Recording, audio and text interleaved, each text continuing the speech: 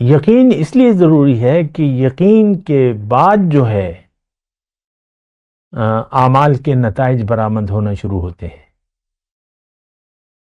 جتنے بھی آپ نیک کام کر لیں، لیکن اگر آپ کو آپ کی منزل دنیا ہے تو کوئی نیک عمل آپ کو فائدہ نہیں دے گا. اللہم صلی علی سیدنا محمد وعلی آل سیدنا محمد بعدد کل ذرۃ مئۃ الف الف مرۃ. سامعین و ناظرین کرام، السلام علیکم ورحمۃ اللہ وبرکاتہ. آج کا ہمارا موضوع یقین کیوں ضروری ہے. یہ بات بڑی اہم ہے، موضوع بڑا اہم ہے، اور میں آپ کو گزشتہ جو نشست تھی ہماری اس میں آپ کو یہ کہہ رہا تھا کہ ہم دنیا میں جو زندگی گزار رہے ہیں، ہمارے ہر کام کی بنیاد پر ایک یقین ہوتا ہے. کام اچھا ہو یا برا ہو، گناہ کا ہو یا ثواب کا ہو، لیکن ایک یقین ہے. نشئی جب ایک نشہ کرتا ہے اسے یقین ہوتا ہے کہ اس سے مجھے لطف آئے گا، مزہ آئے گا، تو وہ نشہ کر لیتا ہے جو بھی ہے. تو پھر آہستہ آہستہ وہ نشے کی عادت بڑھتی ہے، تو پھر نشے کے بغیر وہ رہ نہیں سکتا. پھر وہ اگر چھوڑنا بھی چاہے تو وہ عادت نہیں چھوڑ سکتا. تو یقین دیکھیں، یہ بالکل سادی سی بات ہے اور آسان بات ہے. اللہ تعالیٰ نے جنت میں داخلہ جو ہے، پہلے یقین اور یقین کے مطابق عمل، یہ شرط رکھتی ہے. عمل صالح کی بنیاد اگر یقین نہ ہو تو وہ عمل صالح نہیں ہوگا. یہ ایک بات نوٹ کر لیں. اس کا مطلب یہ ہے کہ ہم جو بھی کام کر رہے ہیں دنیا کی زندگی میں، نیک کام کر رہے ہیں، نماز، روزہ، حج، زکوٰۃ، لیکن ہمیں اگر دین کا پتہ نہ ہو اور یقین نہ ہو کہ یہ ضروری ہے، اس کے بغیر چارہ کار نہیں ہے، تو پھر تو وہ عمل صالح نہیں کہلائے گا. یہ بڑی بنیادی بات ہے. ہمارا ہر کام جو دین کا ہم دین کے نام پر کر رہے ہیں، یہ دراصل روایات ہیں، آباء و اجداد کی تقلید ہے، یہ معاشرے کا جبر ہے. رمضان آ جاتا ہے تو بس تیاریاں شروع ہو جاتی ہیں. روزے تو رکھنے ہیں، نماز پڑھو یا نہ پڑھو، روزہ رکھنا ہے، سحری کرنی ہے، افطاریاں کرنی ہے، اہتمام شروع ہو جاتے ہیں. ہمیں پتہ نہیں ہے دین ہے کیا، روزہ کیوں ہے. روزہ تو اللہ تعالیٰ نے فرض کیا ہے لعلکم تتقون، تاکہ تم میں صفت تقوی پیدا ہو جائے. تو آپ دیکھتے ہیں ہم تمام مہینے کے روزے باقاعدگی سے رکھتے ہیں، لیکن عین روزے کی حالت میں بھی ہم یعنی محتاط نہیں رہتے، اور جو تقاضے ہیں روزے کے وہ ہم نہیں پورے کرتے. تو یہ میں ایک مختصر بات کر رہا ہوں. تو جو بھی دین کا ہم کام کر رہے ہیں اس وقت، وہ آپ کو میں نے بتایا آباء و اجداد کی تقلید ہے، روایات ہیں، معاشرے کا جبر ہے. بس آپ کی مرضی ہے، مرضی آیا نماز پڑھی، نہیں تو نہیں پڑھی، بس وقت گزر گیا، نماز رہ گئی. میری تو یار نمازیں رہ گئی، 4 دن کی نمازیں رہتی ہیں، 2 سال کی نمازیں رہتی ہیں. بعض لوگ تو بالکل ہی نماز کو خیر آباد کر دیتے ہیں، اور ان کو پتہ نہیں ہوتا کہ نماز کیا چیز ہے، کیوں ضروری ہے. اور اصل میں تو میں ایک بات کہنا چاہوں گا، وہ یہ ہے کہ ہمیں تو سارے دین کا پتہ نہیں ہے. اچھا، اس میں یہ کیفیت کیوں پیدا ہوئی کہ ہمیں دنیا کی زندگی کا یقین آ گیا، میں مرد ہوں، میں عورت ہوں، اور بس پھر عورتوں کی اپنی وہ ہوتی ہے زندگی، شادی ہوگی، بچے ہوں گے، اور پھر گھرداری ہوگی، یہ ہوگی. عام طور پہ دیکھیں، اور ساس ہے، سسر ہے، پھر یہ جھگڑے وغیرہ، اور یہ سب کچھ. تو یقین کی میں بات کر رہا ہوں.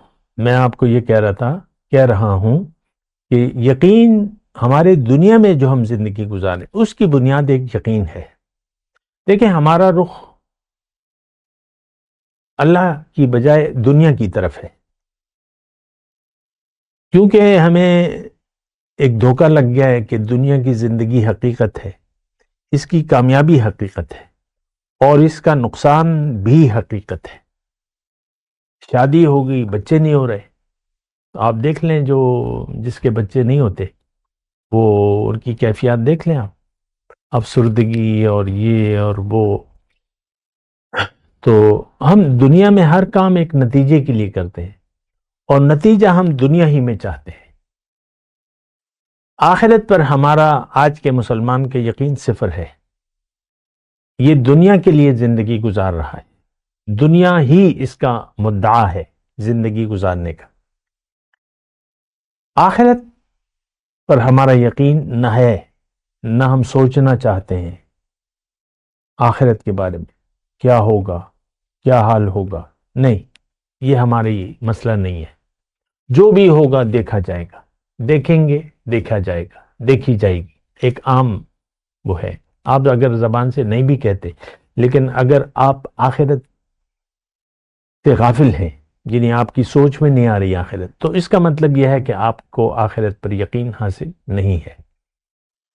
تو یقین ضروری ہے.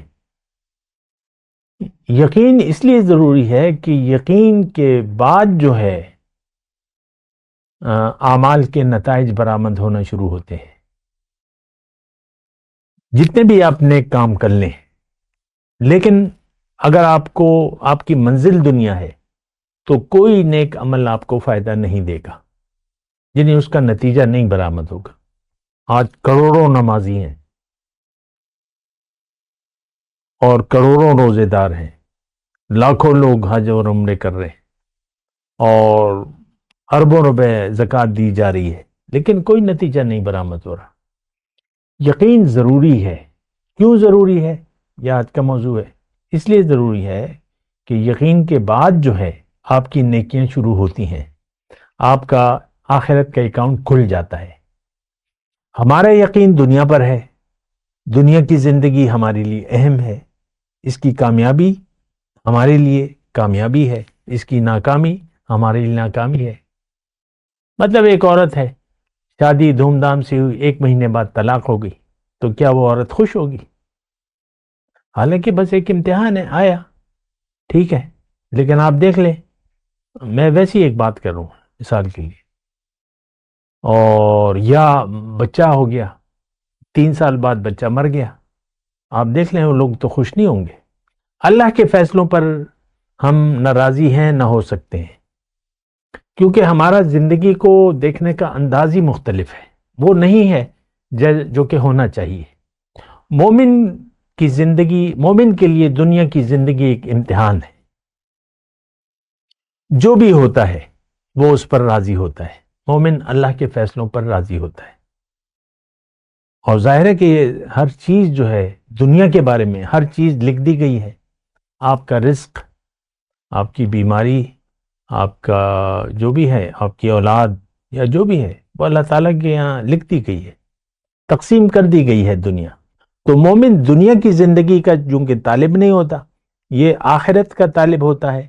اس کا یقین آخرت پر ہوتا ہے، اس کو پتہ ہے، اس کو یقین ہے کہ دنیا کی زندگی امتحان ہے، گزر جائے گی. تو جب یہ اس طریقے سے زندگی گزارتا ہے تو میں آپ کو یہ کہہ رہا ہوں کہ یقین کے بعد نیکی شروع ہوتی ہے، اور یقین کے علاوہ ہر عمل باطل ہے. یہ دنیا میں بھی یہی بات ہے. یعنی کسی چیز میں آپ کی دلچسپی نہ ہو تو بس پھر وہ کام نامکمل رہتا ہے، اس میں مزہ نہیں آتا.